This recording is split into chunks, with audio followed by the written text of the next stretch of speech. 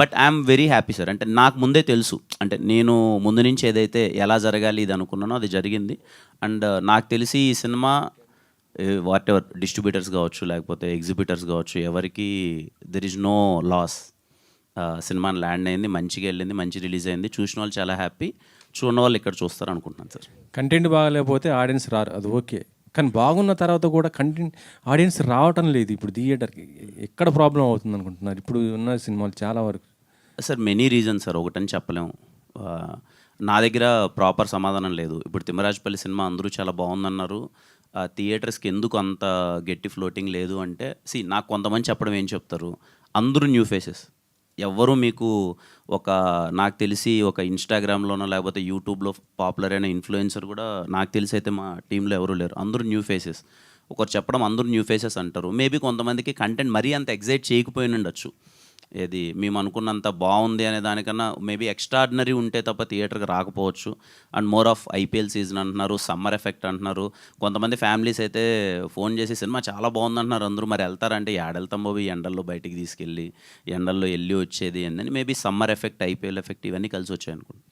ఒక హీరోగా కాకుండా ఒక ప్రొడ్యూసర్గా చెప్పండి, మీరు షేరింగ్కి ఇంట్రెస్ట్ చూపిస్తారా లేకపోతే రెంటల్ సిస్టమ్కి ఇంట్రెస్ట్ చూపిస్తారా? Good afternoon sir. నేను వదిలితే నేను వెళ్ళిపోతాను సార్. ప్రొడ్యూసర్గా చెప్పండి. మీరు అంటే మీరు ప్రొడ్యూసర్గా చేస్తున్నారు కాబట్టి మీకు ఏదైతే బెనిఫిట్ ఉంటుంది అని అంటున్నాను. నెక్స్ట్ మీరు సినిమాలు చేయాలి, రిలీజ్ చేసుకోవాలి. సో ఎలాగైనా మీకు అది ఆ ప్రాబ్లం అయితే మీకు వస్తుంది కదా, అప్పుడు ఎట్లా మీరు దేనికి ఇంట్రెస్ట్ చూపిస్తారంటున్నాను.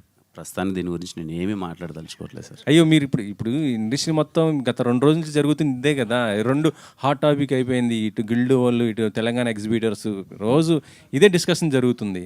మీరు దీన్ని పక్కన పెట్టేసి నేను అడ్రస్ చేసేంత దీని మీద అంత నాలెడ్జ్ నాకు లేదు. అంటే ఇది చాలా పెద్దవాళ్ళు డిస్కస్ చేసే ఒక థింగ్. నేను ఏదో వెరీ స్మాల్ స్టెప్ సార్. నేను దాని మీద నన్ను ప్రొడ్యూసర్గా అని అనడం, దీంట్లోకి లాగడం కూడా, అంటే అడగడం కూడా కరెక్ట్ కాదు. సో నేను ఆన్సర్ చేయలేను సార్. ఓకే, శ్రీనివాస్ గారు, తిమ్మరాజుపల్లి టీవీ అంటే యాక్చువల్లీ చెప్పాలంటే సినిమా రిలీజ్ అయిన వెంబటే ఇటు పైరసీ జరిగిపోతున్న పరిస్థితి ఉంది. ఇది కూడా పైరసీ జరిగింది సినిమా. ఇప్పుడు మీకు ఎంతవరకు ఇది బెనిఫిట్ అవుతుంది అనుకుంటున్నారు? ఇది ఇంకొకటి ఏంటంటే ఐబొమ్మ కూడా మళ్ళీ 2.0 అంటూ నిన్ననే లాంచ్ చేశారు. హెచ్డి క్వాలిటీతో వచ్చేసిన పరిస్థితి ఉంది. ఇప్పుడు మీరు చేస్తే మళ్ళీ ఇమీడియట్గా పైరసీ అయిపోయే అవకాశాలు కూడా ఉన్నాయి. దాన్ని కంట్రోల్ చేసుకోవడానికి ఎట్లాంటి ప్లాన్ చేస్తున్నారు ఏంటి? కంట్రోల్ చేసుకోవడానికి ఆల్రెడీ తగిన చర్యలు తీసుకుంటామండి. ఇప్పుడు ఈ సినిమాకి కాదు, ప్రతి సినిమాకి తీసుకుంటాము. బై డిఫాల్ట్ సినిమా పైరసీ వస్తుందా లేదా అనేది పక్కన పెట్టి, వస్తే ఏం చేయాలి అనేది ముందే మాకు సెపరేట్ ఏజెంట్స్ ఉంటారు, ఆఫీసర్స్ ఉంటారు, యాంటీ పైరసీ సెల్స్ ఉంటాయి. దానికి సంబంధించిన జాగ్రత్తలు మేము ఉంటాం. కనిపించిన వెంటనే దాన్ని ఎలా కట్ చేయాలి అనేది కూడా మా దీంట్లో, మా ఎజెండాలో టాప్ ప్రయారిటీలో ఉంటుంది. ఓకే, శారదా గారు, ఈ సినిమాతో మీకు మంచి పేరు వచ్చింది, నెక్స్ట్ ప్రాజెక్ట్స్ కూడా చేస్తున్నారు అంటున్నారు కదా. తెలుగు ప్రాజెక్ట్స్ అయినా లేకపోతే అదర్ లాంగ్వేజెస్? అంటే ఆడిషన్స్ ఇచ్చాను సార్, రెస్పాన్స్ కోసం వెయిట్ చేస్తున్నాను. అంటే కన్ఫర్మేషన్ లేకుండా మనం ఏం చెప్పలేము కదా. తెలుగులో నుంచి ఇంకేమి రాలేదు? తెలుగులో కూడా ఆడిషన్స్ ఇచ్చారు. Okay, thank you sir. Kiran గారు అన్న సార్, ఏం లేదు, సినిమా నచ్చిన వాళ్ళు నేను ఉన్నాను. బాగా నచ్చింది, మంచి రూటెడ్ సినిమా. ఒక చిన్న ఫీల్ ఉంటుంది, ఇందాక మీరు చెప్పారు, సమాధానం కూడా చెప్పేశారు దానికి, థియేటర్కి అంత పెద్దగా రాలేదు అని. బట్ ఏమన్నా ఫీల్ అవుతుంది, ఎందుకంటే మలయాళంలో ఇటువంటి రూటెడ్ సినిమాలు తీసి పెద్ద బ్లాక్ బస్టర్స్ కొట్టారు. మీరు కూడా గతంలో చెప్పారు, ఇది అక్కడ రిలీజ్ చేసి ఇక్కడ రిలీజ్ చేసే బాగుంటుంది అన్నట్టుగా చెప్పారు. నిజంగా ఇదే సినిమా మలయాళం మార్కేసుకుని ఇక్కడికి వచ్చి ఉంటే 100 కోట్ల సినిమా ఇది. అంత వర్తుబుల్ ఉంది సినిమాలో, అంత మంచి సినిమా. అందరూ చాలా బాగా చేశారు. సాయి తేజ్ దగ్గర నుంచి, శారదా దగ్గర నుంచి, మణిగారు కానీ అద్భుతంగా చేశారు. బట్ ఇటువంటిది ఏమన్నా చిన్న గిల్ట్ అనిపించింది, ఎక్కడన్నా బాధ అన్నా లోపల అనిపించిందా, ఇంత మంచి సినిమా తీసామే ఆడియన్స్ రావట్లేదని?